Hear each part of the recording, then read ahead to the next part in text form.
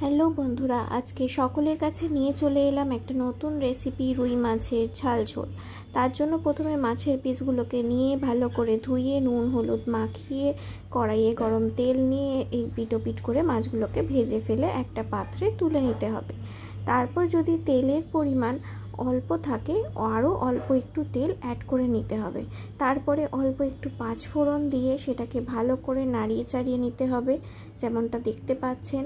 এরপরে একটা মশলা আগের থেকে তৈরি করে রাখতে হবে। তার মধ্যে থাকবে রসুন বাটা, অল্প একটু আদা বাটা, লঙ্কা কুচি, হলুদ গুঁড়ো আর নুন। তারপরে তার মধ্যে অল্প একটু মশলা ধোয়া জল দিয়ে তার মধ্যে ধনে পাতা দিয়ে ওই মশলাটাকে নাড়িয়ে চাড়িয়ে নিতে হবে। প্রয়োজন পড়লে অল্প একটু জলও অ্যাড করা যেতে পারে। তারপরে ভালোভাবে নাড়িয়ে একটু ফুটতে দিতে হবে। যখন দেখা যাবে মশলাটা এরকম গাঢ় হয়ে আসছে, তখন তার মধ্যে ধীরে ধীরে ওই ভাজা মাছগুলোকে একে একে অ্যাড করে দিতে হবে।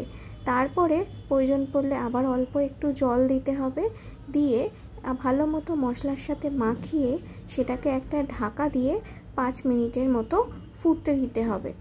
এবার এই ঢাকনাটি তুলে গরম গরম ভাতের সাথে পরিবেশন করুন রুই মাছের ঝাল ঝোল। খেতে অত্যন্ত সুস্বাদু। আপনারা সবাই ট্রাই করবেন। টাটা।